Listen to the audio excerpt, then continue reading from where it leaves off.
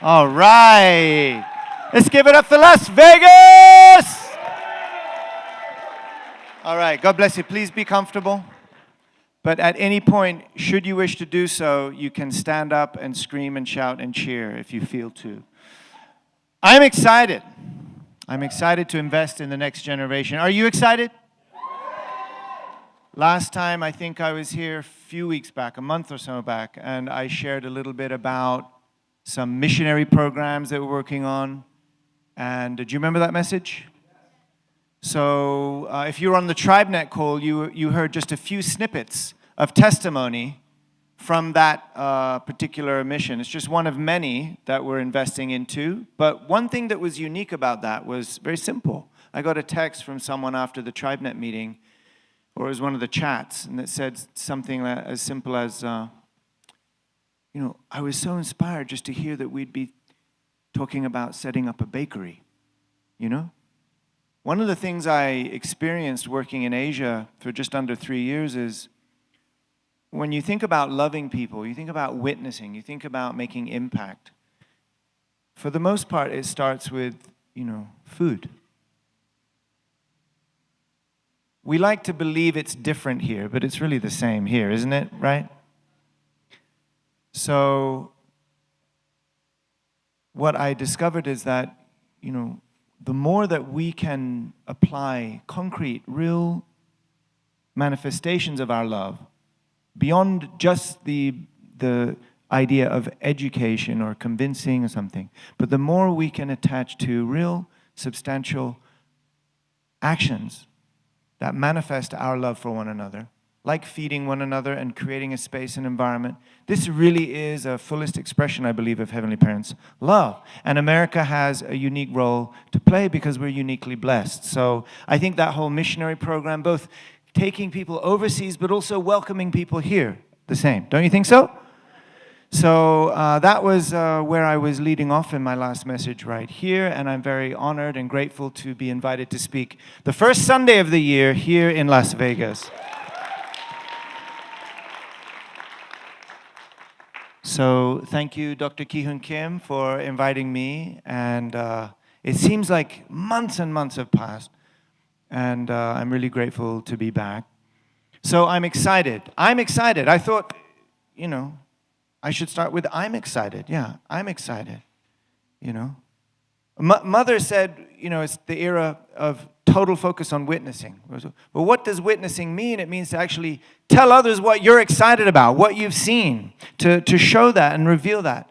And so I'm witnessing again here, and specifically with the second generation, the next generation, starting in the new year of the wood dragon. If you want to know what that means, stay to the end. Okay. All right. Wow. This happened right here in this room.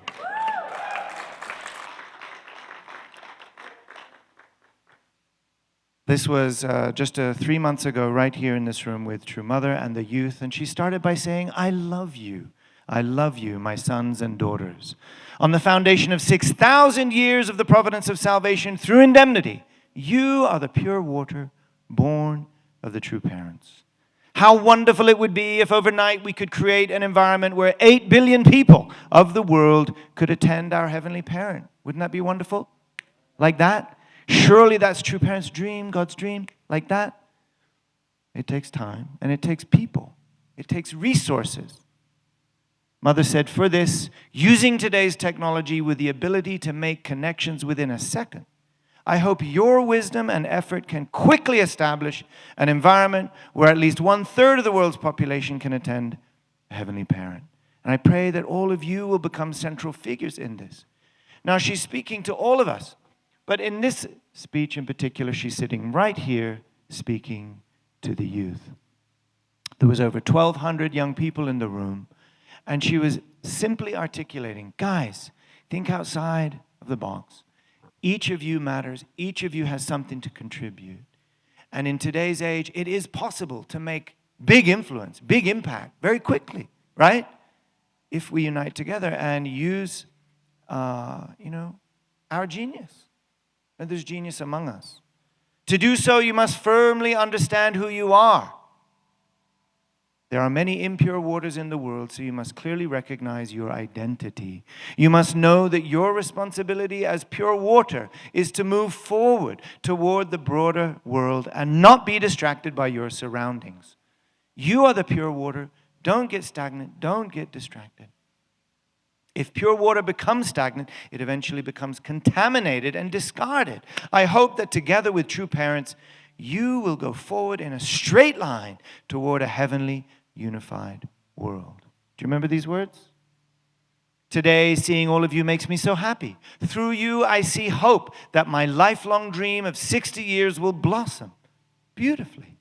I will always be your Wang Oma, not only for the second, third, fourth, fifth, and sixth generations, but forever. I love you. Thank you. Let's give it up for True Mother. So it was a longer speech, but I just pulled out the excerpts, really specifically to the kind of call to action, and also how much Mother honors our young people. And just if I might say, we have been through an amazing 6 decades together. We stand on the foundation of those who dropped everything and faced a lot of challenges to hold on to the coattails of Heavenly Parent and True Parents through a lot of misunderstanding and persecution. And that's not been easy, especially for our young people. And it may have seemed, it may have appeared at times in our culture that there were very few offerings that one could make. You know, don't do this, don't do that, do this, don't do that, be careful this, no, you're not allowed to. You know, it may have felt very restrictive as we are trying to halt, 6,000 years of momentum against the will of God. It may have seemed like very unnatural, and yet the heart of Heavenly Parent and True Parents was not to clip the wings or hurt or damage anyone's heart ever. And yet it feels sometimes like we were in a battle, right? And sometimes it may have felt like, well, do I belong here? If I don't measure up, if I'm not all that the ideal asks of me, is there a place for me? If I lost my way, can I come home? Don't you think so? Sometimes we all feel that way, but especially young hearts naturally can feel that way, especially pure in heart young people. So we need to be a culture that really embraces everyone, because Mother embraces everyone. Isn't that so? Mother's dreaming of 8 billion people. Among those 8 billion, there's some pretty crazy people. And Heavenly Parent loves them. True Parents praying for them, longing to bring them home. Right? And here you see Mother referring to 1/3. Do you think she's praying for 1/3? It's like she's being kind to us because she knows we can't even imagine 8 billion. 8 billion's the goal for God. Right? Or would you be satisfied with only loving 1/3 of your children? Should we love only 1/3 of the members in the room? God really wants to reach all of us, but it's like Mother's kind of, giving us a little bit of chunking it down. Just, can you imagine, please, going for like gold? Right? So Mother loves all of us, and she's aware that many of us in our own hearts have gone through a lot. And we struggle, and we are challenged. And many have, taken a break for a long time because of that. But what if we really set our mind on embracing everyone as much as we can, and with special focus on the youth, on the next generation? So that's what I want to talk about. Aju? So shall we invest in them, these young people? The question I have for you is, shall we invest in them? Because if we shouldn't, you should tell me right now. Because I'm excited about investing in them. But if you think I'm on a wrong, course, please tell me now, because we're still at the beginning of the year. Raise your hand. Look at that. That's a picture of a tree with beautiful fruit. I mentioned on on the TribeNet call, when I was in Asia as the guy in charge of 20 nations, and we had to come up, can you imagine, 20 nations, it was 3.4 billion people, 20 languages if you don't count all the thousands of dialects. And somehow we had to make a 60-month strategy, a 60-month plan for how we're going to bring 1.2 billion people. And when you think in these terms, you can only think in very big, very broad, very amazing, very miracle-bound terms. And it's very easy for your feet to like levitate off the ground, to remove yourself from reality.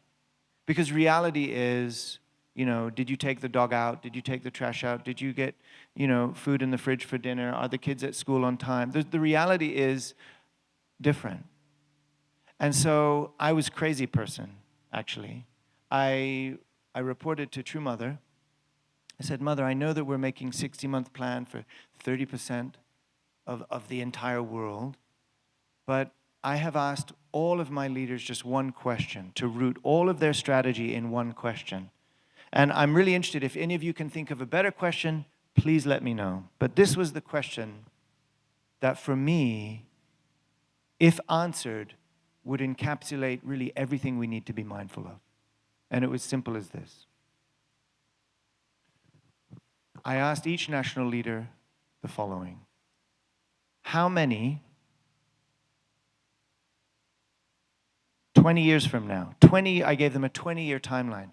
20 years from now, how many happy, healthy, public-minded, blessed children do you want to have with a Cambodian passport, or a Thai passport, or an Indian passport, or a Nepali passport, or a Mongolian passport, or a Chinese passport? Because if you ask yourself that question, the first thing you have to ask is, well, how many happy, healthy, blessed children do we even have in our midst today? How are they? How are my children? How are my friends' children? Other children in the community? They may be healthy, but are they happy? They may be healthy and happy, but are they public-minded? Public-minded doesn't mean you all have to be a church leader. There's only one microphone up here at any one time. But there's so many ways to contribute, right, Jonathan? So I thought that question really pulls the rug out from all of this sort of very aggressive, somewhat masculine-driven strategy mindset that we're going to do this, we're going to go from 1 million, divide it into, okay, each country is responsible to bring, 500 million, then we'll, You think this way as a strategist, but this one question for me undercuts everything, because it immediately forces me to reflect on, well, how are we doing now? And what will it take to make so many happy, healthy, public-minded young people? It takes good parents. It doesn't just take many new members. It takes caring for people in a way where they will rise to become the best versions of themselves and the best parents they could ever be. And it doesn't stop when they get blessed. It continues that care. And this isn't anything new. We know this. We invest in these things, but somehow we can sometimes lose sight of what's the furthest goal we can imagine that would be amazing. Now, world peace, all one family, happy under God, that's the ultimate goal.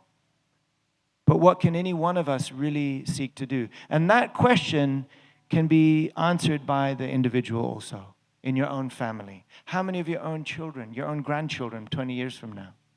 In your own community? So this is a picture of a tree with many fruit. But if we give water to this tree, if we cultivate this tree and we ignore the fruit,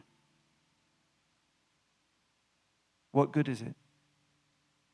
And I asked many of our elders, what is the greatest thing you're most proud of, your mission, your achievement in life? It's hard to find people who will say the thing that they're any more proud than the children, the young children that they've made or invested into, if they don't have children themselves, in investing in our youth. It's never a waste of time. Aju? So that's the topic of today's message. So who's ready for a reality check? 1, 2, 3.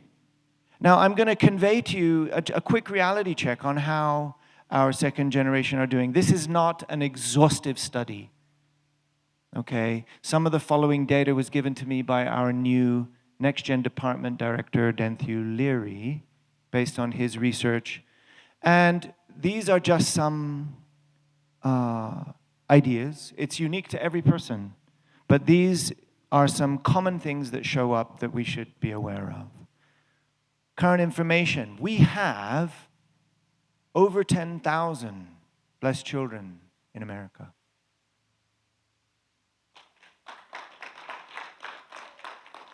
So if you look back at that tree, you think about how well we're taking care and harvesting and cultivating those fruits. These are our most precious fruits, right? Fruit of God. This is the most precious fruit of human history. Everybody matters. All your first gens, second gens, Jacob guys. Everybody matters. We're all fruit of God. But in terms of this amazing work that true parents are doing to try turn humanity around, to reclaim heavenly sovereignty among the hearts of all human beings, this is an incredible achievement. Now, how many of them are in your prayers, in your daily activities, in your experience? How many of them do we see? Okay. There's about 2,252 showing up, about. Okay? All right? Of which 1,436 are under 18.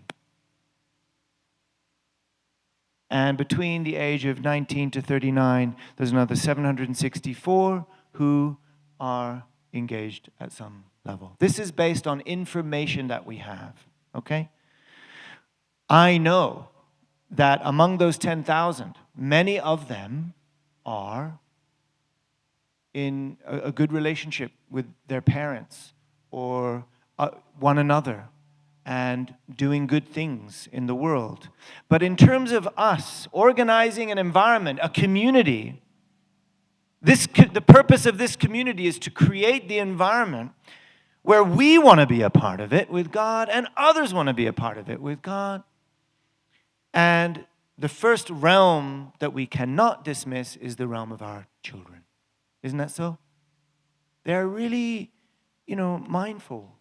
And so we should pay attention to what they're doing. So this is a snapshot today of how we're doing. Okay. Now, let's look at some challenges by age group.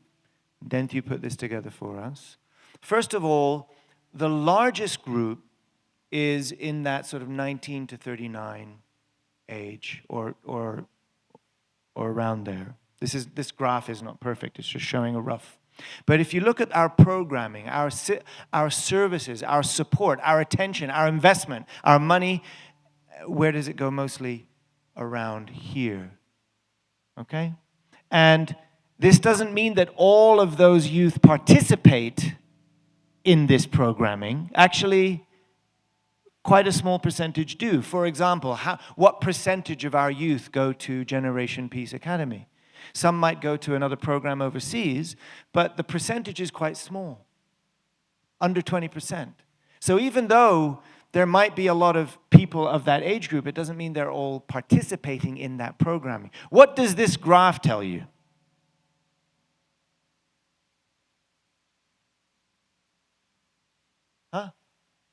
Currently, there's some kind of mismatch, right? Okay, good, simple. Now let's go through by age group. This is extreme generalization, but it's good to be aware of. Friends of faith. So often, our youngest children worry about making friends and finding support outside the family. They're going to school, they're starting to notice that there's different cultures at play, and it becomes a question as to whether or not we can find friends outside of our immediate circle. This is, not a big challenge, but it's an initial challenge. And then from 13 to 18, those teenage years, this is where our children begin to see that what our parents preach and our movement teaches is slightly different than what they experience on a day-to-day basis, right? Because we have an ideal. We're blessed to understand the ideal that we're striving for, but in the meantime, it's a process to get there. And this is where this age is where our children start to wake up, right, Timothy? Where our children start to recognize that there's a bit of a difference between what we're praying about and what we're experiencing. That's not unique to us, but this is the age where that shows up. From 19 to 25, look, the percentage that stay involved at this age group are very precious. But what they're most likely to face is burnout, because there's a lot of expectation on them, but not an equal amount of support to go with it, quite frankly. From all sides, many types of support, including their elders. And you'll see why. Because often those who are still involved and engaged in supporting up to 25 are the upper age group of those that are kind of engaged, right? It's hard to come across elder brothers and sisters who are always around at that age. From 26 to 31, starting to become disengaged, less willing to take on public responsibility, likely because still there's very little support. They've got to get ready for family life, and it's hard to imagine, how am I going to do this, the biggest and toughest thing, get married, have a family, and still show up and be sort of sacrificial in service. It's not easy.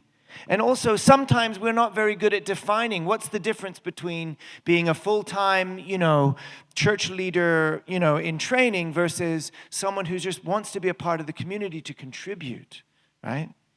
Okay. Now, what's interesting is, and I've asked a lot of the pastors, can you involve the young people more to take more of a role in leading the church community? And they say, you know what? Our young people are amazing. Okay, so what's the challenge? And they often tell me, well, the challenge is consistency. It's hard for us to, it's hard for them to be consistent. I think there's probably a lot of reasons in there. But probably a few of the reasons are, well, we rely on too few for too much, right? Again, there's not necessarily a lot of support from their direct elders. But there's another thing I would say, and it has at least something to do with money also. Because there's often, at the community level, not a lot of extra money to invest in the environment for them or invest in what they need to be able to lead. Perhaps a stipend or something, because they are worried. They're not required to go the sacrificial wilderness course, okay?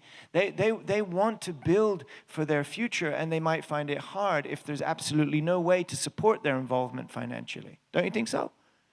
Certainly, you're going to limit the availability pool, right? You're going to limit the talent pool if you're only relying on 100% volunteerism.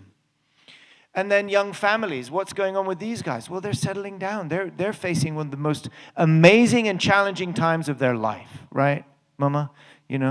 Marrying a husband, marrying a wife, and figuring out how to love this complete person from the other side of the galaxy, and then raise, your beautiful children together, and what do you need when you're a young family? You do need community, and you need a place for your children. You need an environment where you can raise them, but then you have to see as to whether or not your local community is offering that.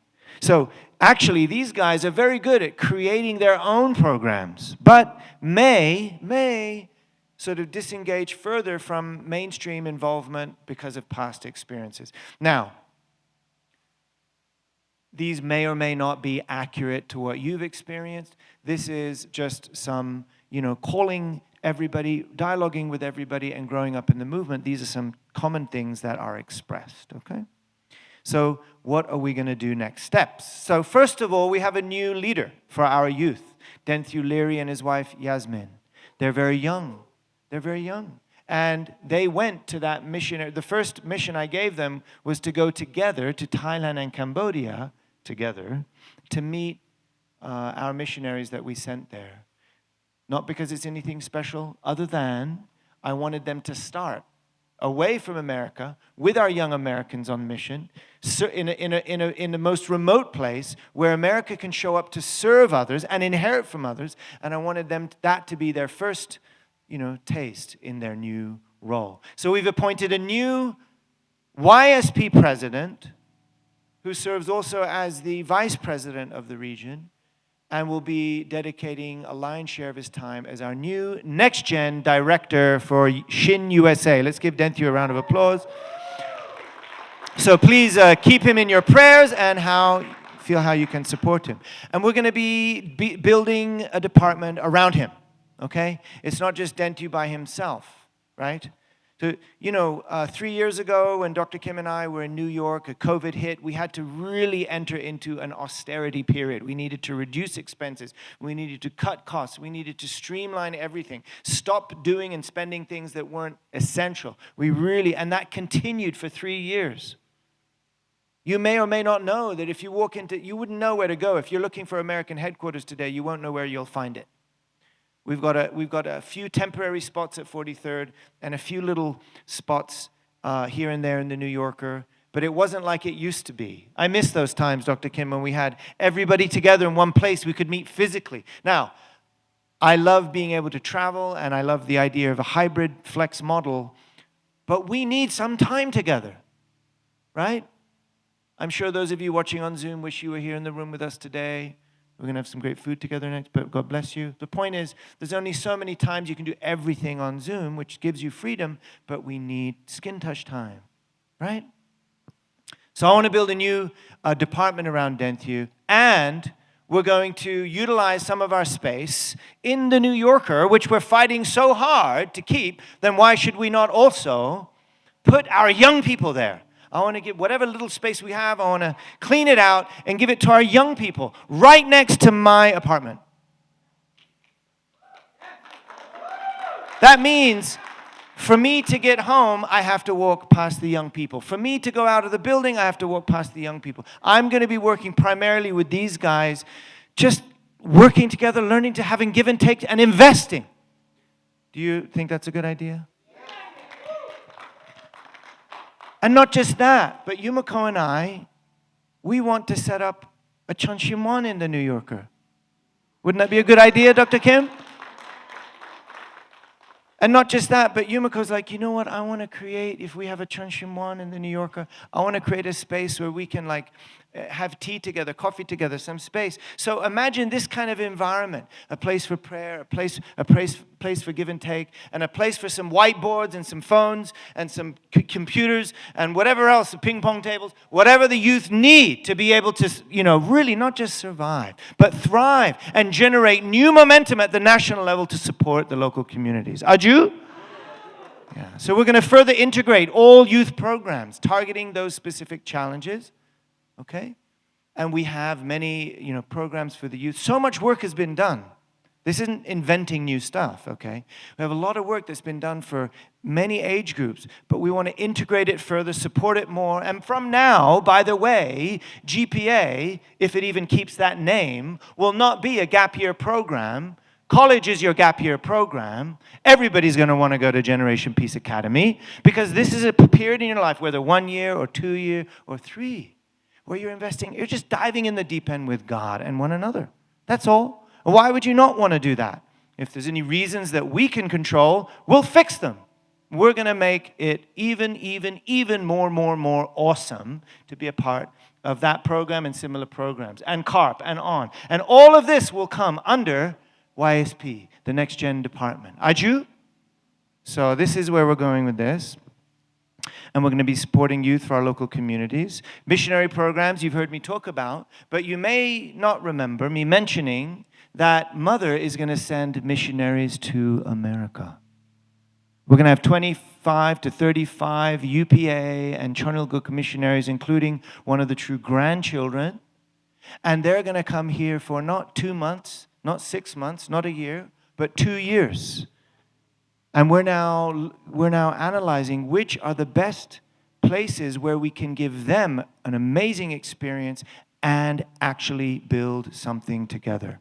We're not inviting them to come just to sort of plug in and attach on and fill in the gaps with serving tea and coffee or doing activities. We almost you can imagine it like church planting, that level of involvement, but we're going to have to evaluate how to build something real, substantial. We're not just going to welcome them and good luck. We're going to work together to make this amazing. It's not the last time. This will be a continual thing. There's also 30 or so going to Europe and 20 or so going to Africa. So let's keep these young missionaries in our prayers. Mother's really investing in the youth.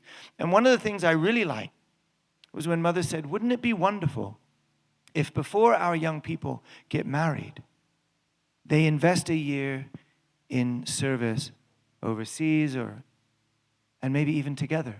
Imagine getting matched and then going on a mission together, or in different regions. I don't know what's best, right?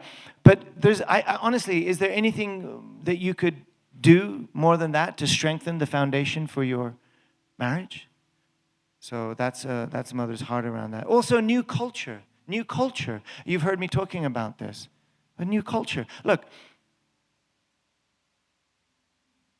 what do you want what do you think belongs in our Heavenly Parent culture? We can read Father's words about it. We can read Mother's words about it. What does it look like to you?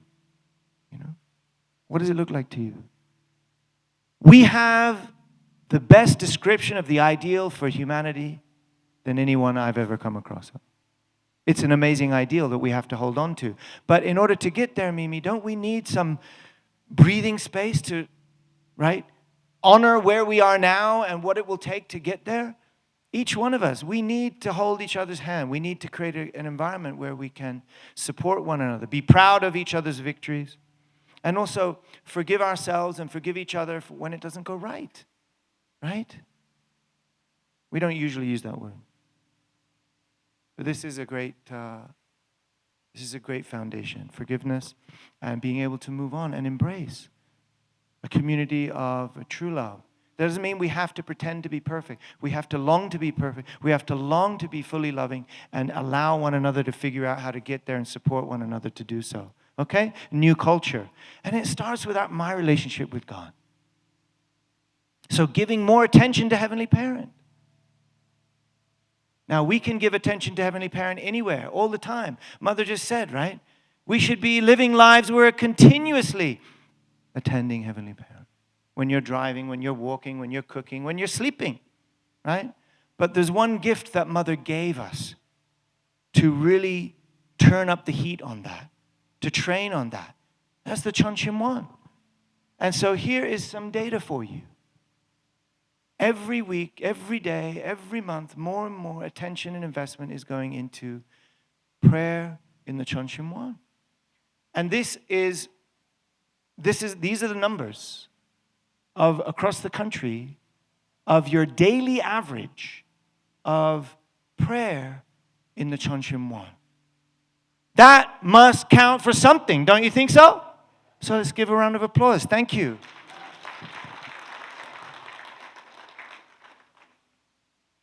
Right?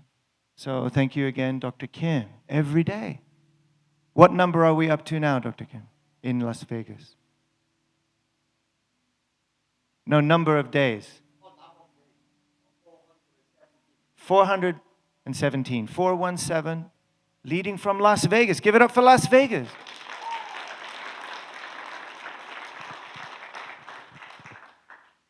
Father himself said, you should find out where you meet God, what time of day and what place. Everyone's unique.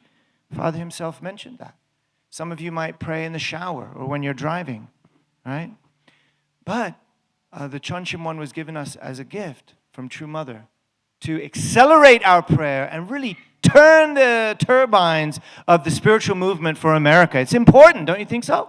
So let's give it up for all those who have invested in this. This is a great help. I'm really grateful to you.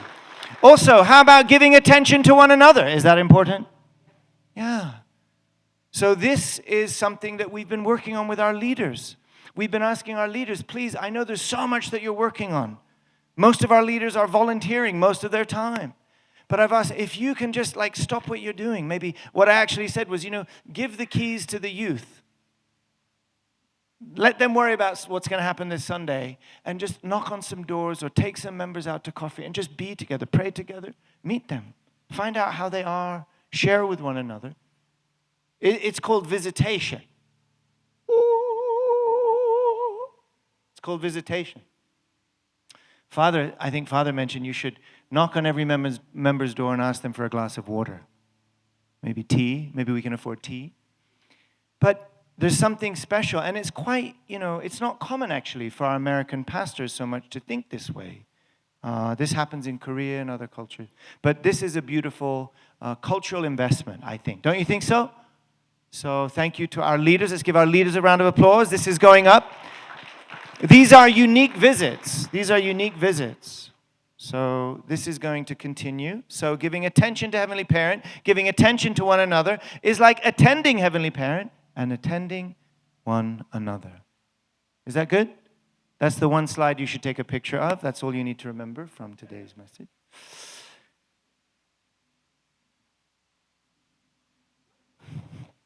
Subliminal, okay. All right. Next, new territory. New territory. Okay, it wasn't easy. It wasn't easy. It's painful giving up Barrytown. And probably there's a lot of people that feel, well, so much happened there. It's a piece of our history, it's right? But you know what the young people were thinking about? Even more than that? Like, where are we going to gather this year? Where are we going to gather? And so for Subregion 1 this year, they had to find a new place to do their winter workshop. It cost over $300 per participant, simply because the only place they could find that was available was great, but it was expensive. So it's worth investing every dollar. But how do they feel? You know? And did we even help them find a new place? Is that even part of our headquarters? Do we even have time to think about it? Like, okay, we're selling this, but what are we going to do, right? Well, we have been thinking about it. GPA has been thinking about it for a long time and saving money. But we're not just going to ask GPA to solve this problem. We're going to do it together. What would you say if we could find some way to afford some land, a new national campus, where we could gather not just for 3 or 4 workshops, but maybe some place that we could actually utilize all year round, where young people and families and members and guests from all over the world can come. Yes, where we can train our next generation of missionaries and all those great things, but where we might also do other things there, substantial things. Maybe there's a wellness center for our mental health, physical health, spiritual health. Maybe there's some aspect of business there. I don't just want to buy something that then becomes another burden. If possible, might we find something that can also generate income? How about that? We're looking at this. And now you're going to be the first to hear just a snapshot. This is not the official announcement, by the way. This is sort of secret information. But you will be a participant in this information once we've studied it enough. Should we invest in a new national home for our major youth activities and workshops? Yes. I know, we want to also build a church right here in Las Vegas, don't we? Yes. And what about somewhere where we can go and bring 300, 400, 500 people, where we can play soccer and ultimate frisbee, and where we can listen to Akira-san's amazing lectures, and where we can do amazing things and invite members of the public? What if that place became a welcome zone for that actual community? What if the people working and operating and living there were also serving the local community? And all of a sudden, this place became well known as Family Federation's amazing example of heavenly kingdom. I'm now going to pull up the confidential files. I'm just going to show you. This is like 5% of the amount of work that's going into this. I'm going to show you. Property search report, partial. These are different parts of the world. This is called Weingarten, and it's actually a wine garden. What would you say if we bought land that happened to have a winery on it? Maybe a place where we could make holy wine and other things like that. Right? These are just different examples of places that our guys are now traveling, scouring the country, looking for different types of properties that might become home to a whole new generation. And here is an example of one property. I'm not saying this is the one or the top one, just one. And the reason I'm showing you this is because the following pages are an example of the depth of research that we're putting into every single place. Even Jonathan's dad is helping, and he came to visit a couple of these places. So we're working with amazing people. Here's one example. These are all the links to the internal report of just one property. Just a few examples of what we're looking at. The history of the environment, the demographics of the environment. This place is called Springs. This also is a vineyard, and it has an event center where they do weddings. Wedding gazebo and vineyard. There's also a winery and a restaurant. And there's land. Here's some satellite views. Now, you know, a lot of the things that we were looking at before were like YMCA camps where you have a lot of lodges, right? You have maybe one big training hall and then a lot of lodges that don't have water, they don't have electricity, there's leaves all over the place, and you can only really use it throughout the summer, right?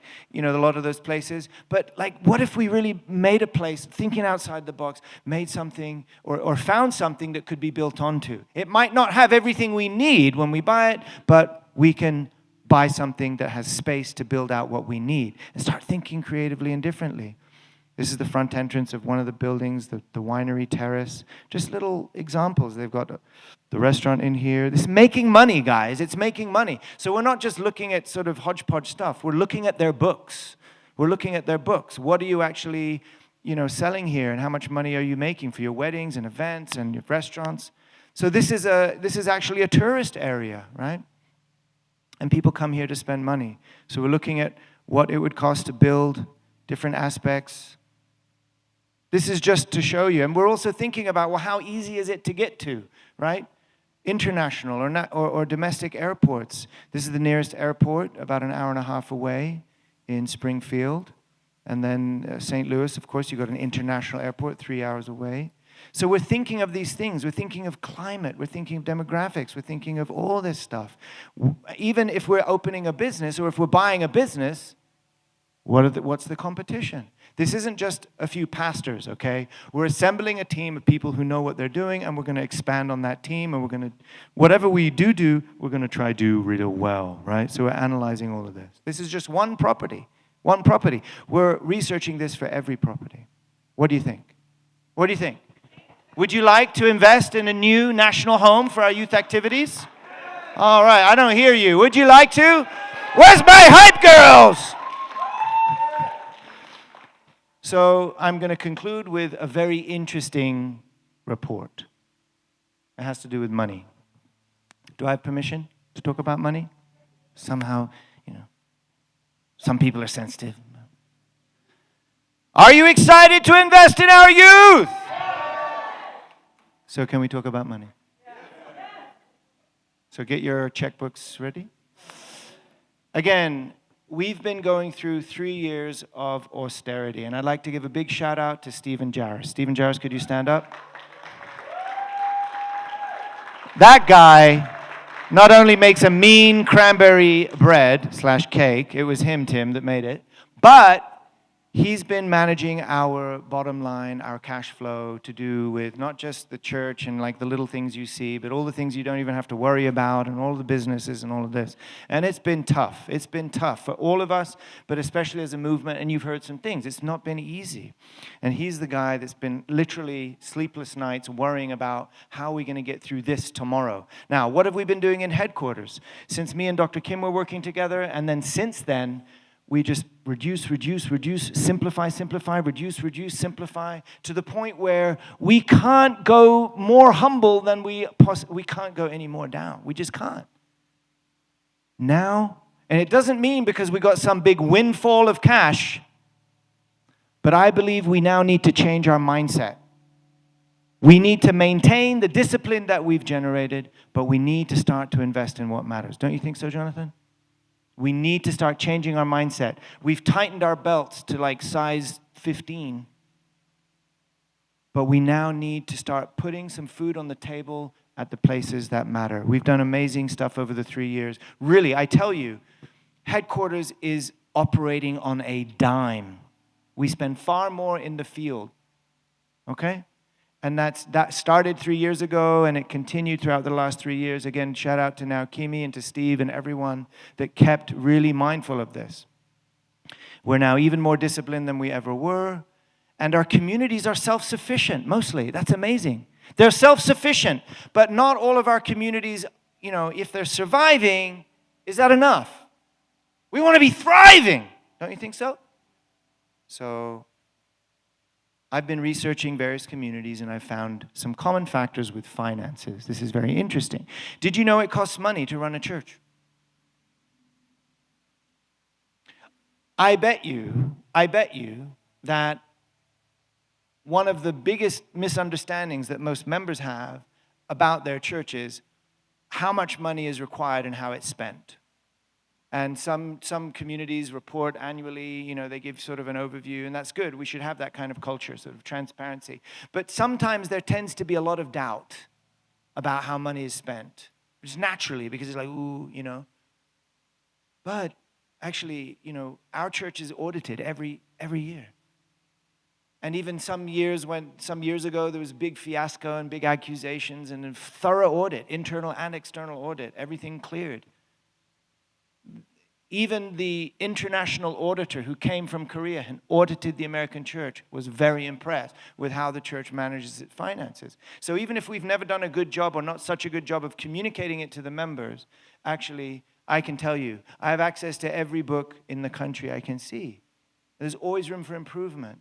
But it was already good even 3 years ago, and then since COVID, it just got more and more streamlined, more and more clear. So that will continue. But I found some common factors with finances. If you take any community and divide the average monthly expense by the number of members, you will usually find that it costs something between $80 to $120 per member. We don't usually think that way, right? That means if you have a room full of, you know, if you have 10 members in your church, you're probably spending about $1,000 a month to care for them, literally.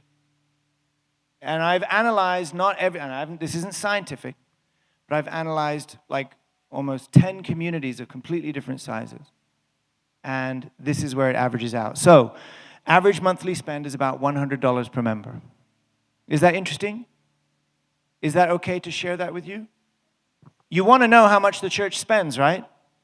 Well, now you know how much it spends by how many members are in the community. That means those who are kind of showing up more or less frequently, right? Those who you would need to offer a songwa for, or, you know, it's everything. It's your overheads, it's your coffee, it's your bagels, it's your stipends. And there's no pastor in the country that's paid what they're worth. The majority are volunteering at least some or all of their time. So it's not about being wasteful, although in any area where we have been, excessive, all of that's been reduced. So is this an interesting piece of information for you? What does it mean? What percentage of donors do you think in any given community offer over $100? Oh, this is where it gets tricky, because one thing I'm talking about what the church is spending, but now we're talking about what members donate. Everybody's a member. But in terms of donors, we have different kinds of donors. And it's based on usually two factors. You know, how much you have and how much you're willing to give. We can't control how much you have, but we do want to be enthusiastic about encouraging you how much you offer. And we want to have an honest relationship where you're trusting and you're believing in the vision and you're believing in what we're investing into. But we also want you to have that heart to really give to God, right? Is it okay to have this conversation? Turn off the microphone if it gets sensitive. I'm now going to go into the individual accounts of every... No, I'm joking. Isn't this interesting? So what percentage do you think, just take the nation, don't worry about Las Vegas, although Las Vegas is, I think, typical, but I didn't check the details yet. What do you think? What percentage of members in America, and these aren't the members who are sleeping or resting or left or in some other group, these are the members who show up, not just the ones who show up. These are the members who donate. Just among those who donate, which is only a percentage of all of our members, what percentage do you think, on a monthly average, gives over $100? What? Wow, that's the faith of our youth. I mean, I'm not your faith in God, but your faith in us. Okay. 25%. What else would you say? 50%. 10%. Some of you guys are really cynical. 30. Jonathan Jesper's the closest. So because of this, and stop me now because this is going to go national. it's unusual to bring it up. I would like to convey to you 3 categories of donors. This is helpful for us as leaders to be able to know how to help our members and to find out what, if anything can be done, to help our members understand the vision that they're investing into and invest into it. Okay? So when you talk about $100 a month, you're talking about $25 if you're showing up 4 Sundays, $25 in the hat. It's not a lot, right? Not anymore. You can't even buy a plate of spaghetti in New York City anymore for $25. It's crazy. And that matters to me. Piatto di spaghetti. So we're thinking like this. A community donor. This is someone who's giving. That means they care. They know it matters. Anything from $1 to $99. On average, on average, they're not even covering their expense. What does that mean, Mimi? It means, if there's 50 people in the room giving less than what it costs to take care of them, it means those who are giving more are the ones who are supporting them. It's not, the church isn't really, right? It's really coming from you. So is that okay? Why have I chose that number? Because it's on average that number that it costs just simply to cover the cost of caring for that member. And that's in our current model, Jonathan. What if we want to invest more in that member? It's going to cost more. Partner donor, somebody who is giving between 100 and 249. It's a big range. It's a big range. They're covering at least the expense of caring for them plus extra. And that means that this contribution can be seen, this supports moving forward, right? It's not just kind of pulling back. It's helping the church move forward, right? It's a big range, but that's the realm in which that donor can be considered like a partner donor. Is that okay? Okay. And the last category is anyone giving over $250, an impact donor.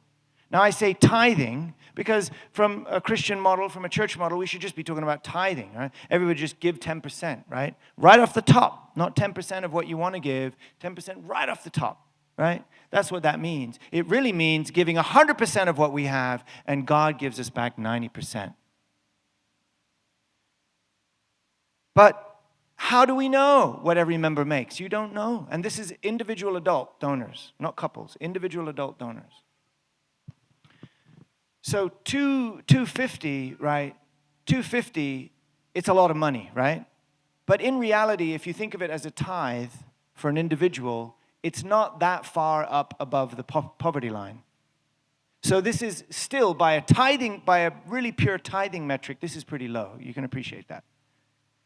But anybody giving or donating over $250 on average per month, right? This is not for Chonwongung donations or birthday. This is money that comes in either tithing or on Sunday to your community, for your community. This isn't coming to headquarters. This isn't even money going to this land I'm talking about. This is going into investing in your youth and your community, right? So these are the donors that are making real impact. Thank you to all who donate. And I thought, with some trepidation actually, I thought that maybe I should share it with you at the beginning of the year, that this is what I'm thinking. Is that okay? Do you appreciate it? Because if you don't appreciate it, then I know I'm going to get a lot of emails later. Why? Members are more than money. Yeah, of course. Everybody's a member. But we got an impossible mission to achieve. We got to bring the leaders of this nation to be humble to true parents. We got to save America for the sake of the world. We got to grow in our membership, right? But I don't want to be a part of any strategy reaching for those ideals if my first step has to be avoiding the statistics of our youth that I just showed you today.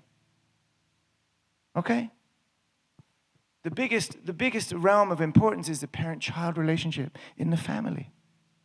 But what can we do as church leaders, as elders, as community members to create an environment where our kids have more than a fighting chance, but actually an environment where they really want to come, proud to bring their friends to, proud to tell their friends at school about?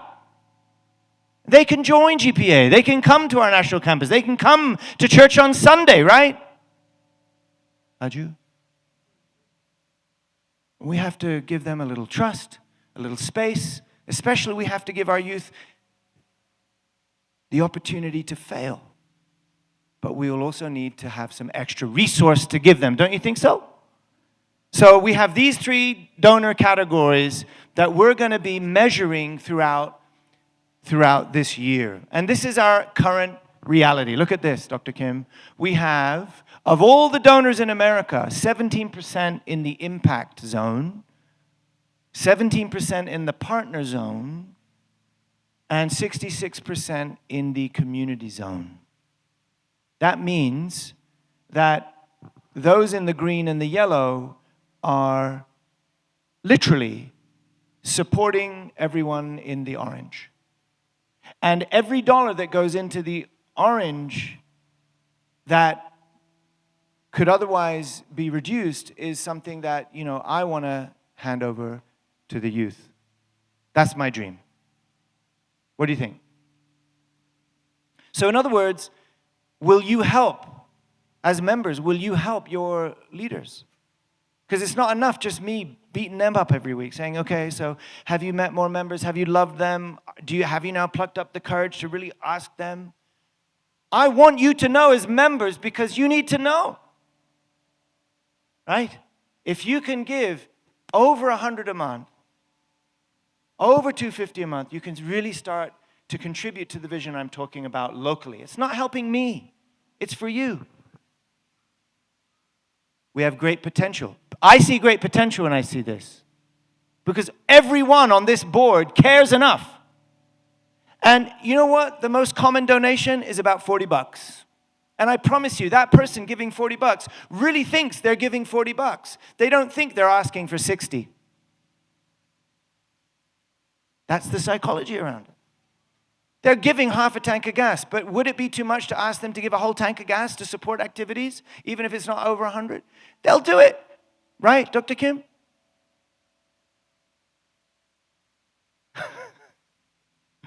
This isn't your usual tithing message. I'm bringing you in under the hood of what I'm looking at, what I care about. Are you excited to invest in our youth? We have great potential. Who would like to give more? Who wants to be a part, especially in Las Vegas? Actually, the tithing in Las Vegas is going well. Who wants to be a part of leading the rest of the country to go more, to give more this year? By way of clap of hands, please tell me. Our increase should be invested into our next generation. Are you? Are you excited to invest into our next generation? Are you excited? Are you excited? Are you excited? Are you excited? As the luckiest and most auspicious of the 12 animals, the dragon is thought to signify unprecedented opportunities. In the dragon year, people are said to be able to harness the creature's intelligence, leadership, and abilities to pursue their dreams with creativity, passion, courage, and confidence. So guys, let's go into this new year with confidence, with courage, harness the abilities of everyone, especially our youth, and let's invest in our next generation by showing up and knowing how much our contribution matters. Are you? Thank you, everyone. Happy New Year.